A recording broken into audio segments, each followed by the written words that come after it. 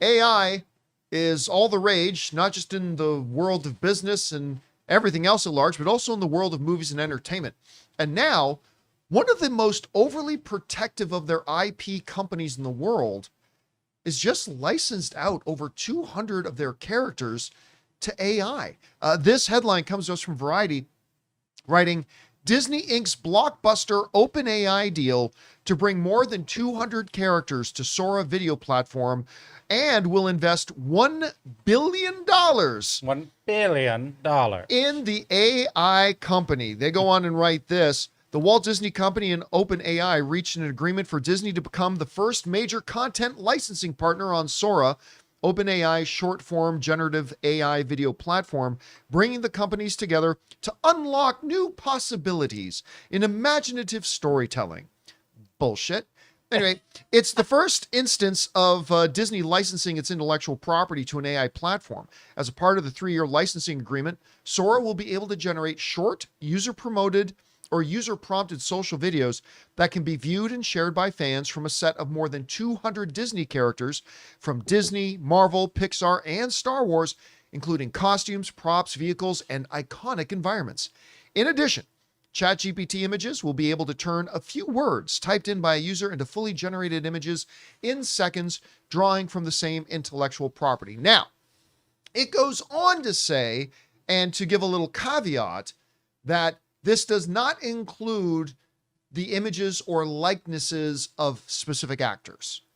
So, you can't have Carrie Fisher or something like that, right? But, you can make a generic Princess Leia, I suppose, all that kind of stuff. Vader now, and Stormtroopers. Here's the thing. There are already some AI video generative apps that simply don't care whether they have licensing agreements or not. I mean, we've all seen somebody make a Stormtrooper dance the Macarena. We've all seen it, right? It's one of my favorites that I did. Oh, yeah. It's absolutely banger on the charts. Yeah. Banger on the charts. So this is, not exactly groundbreaking, but it is the first time that on a complete legit level, Sora on OpenAI is one of the biggest ones out there and most significant, most important ones for Disney to license this out. Now,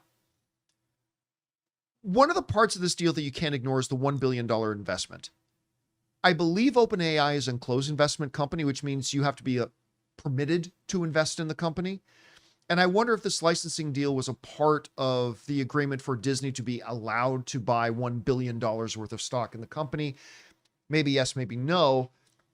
Rob, it's important to note that Sora is a short form video creator. It's not like anybody can make any kind of features with this thing at this point in time, unless you do them in 15-second segments. Which you can do. Which you could do.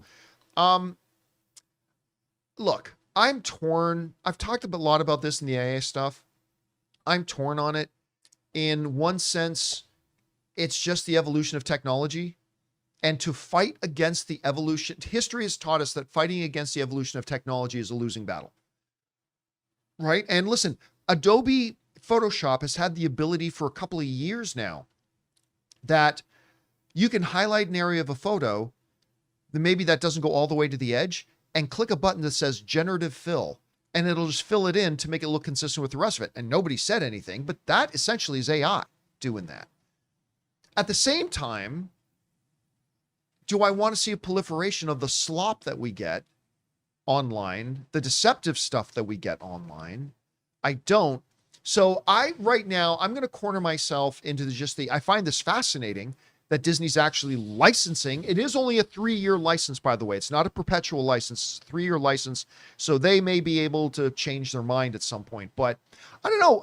Guys, we want to take a second to thank a sponsor of this video, Aura. Guys, if you are anything like me, you swear every year you're going to be on top of your Christmas shopping, and then suddenly it's December 20th, the shelves are empty, and you're standing around in Target asking yourself, does my aunt even like candles? But this year, I am not doing that because of Aura Frames. It's completely saved me. See, I always struggled with what to get people in my life, but this year I'm going to give out a couple of Aura Frames, and it's hands down the most personal, meaningful gift that I can possibly give. And here's the best part. Aura lets you upload unlimited photos and and videos. Plus, the frame comes in a premium gift box with no price tag, so it feels like a classy, well thought out gift, even if you bought it last minute. Guys, you can't gift wrap togetherness, but you can frame it. So for a limited time, save on the perfect gift by visiting auraframes.com to get $35 off Aura's best-selling Carver matte frames named #1 by Wirecutter by using promo code CAMPEA at the checkout. That's auraframes.com, promo code Campea. This deal is exclusive to our listeners and frames sell out fast. So order yours now to get it in on time for the holidays.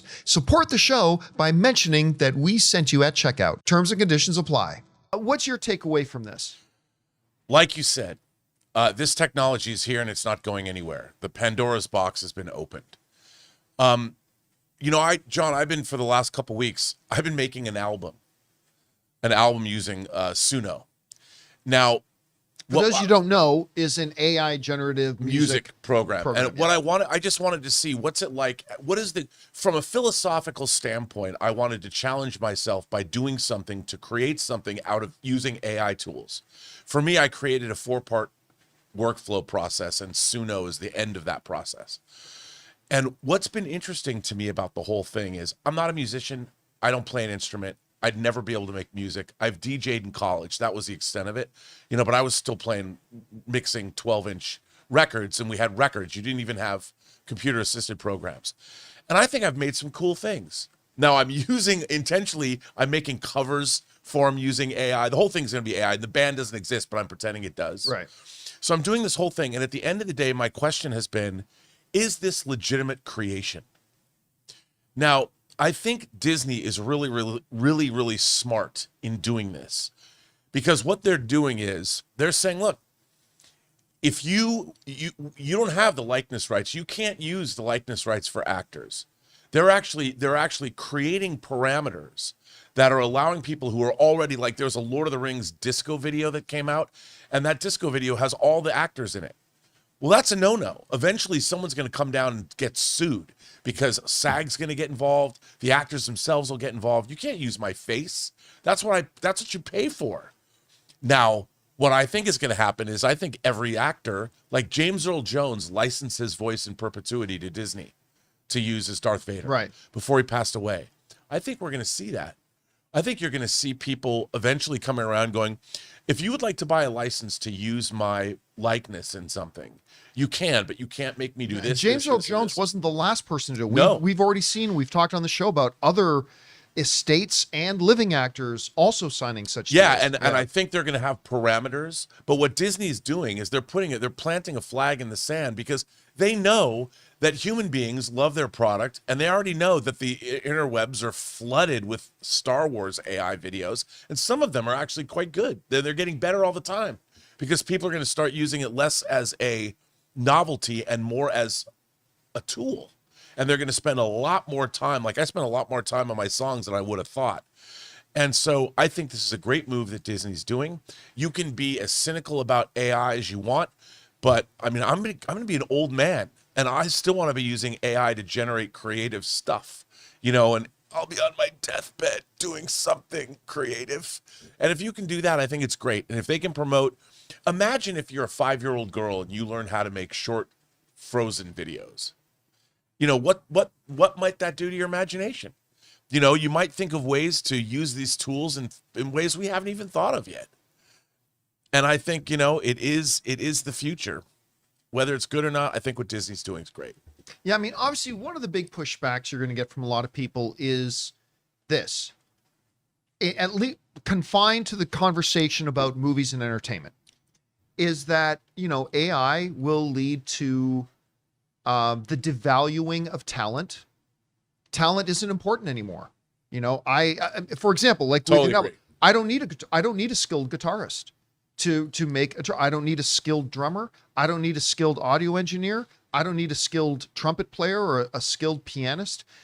And in worlds of this, like, I don't need an animator. I don't need anybody. I can just type it and do it myself. Now, that's always been the big discussion. I'm a little torn on that part of the discussion as well, because our history as a species, especially over the last 100 years, has been coming up with conveniences that replace the need for somebody else to do the work for us.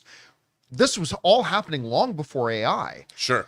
So, and again, I'm not defending it. I'm just saying that's what makes the conversation fascinating, I guess. And I think it's going to take me a while to really figure out where I land on all this. Anyway, guys, question is for you. What do you think about this? Disney is the first studio out of the gate to sign a kind of a blanket, at least covering 200 of their major characters and iconic visuals, for an AI generative license to OpenAI. And what do you think about that? Good, bad, scary, exciting? I don't know. Whatever you guys think, jump down to the comment section below and let us know your thoughts. Hey guys, thanks so much for watching this video. Make sure you like the video, leave a comment, and subscribe to our channel. And don't forget, we have a daily podcast called the John Campea Show podcast, available on Apple Podcasts, Spotify, or your favorite podcasting app of choice. Go and subscribe to it today so it'll be there when you need it.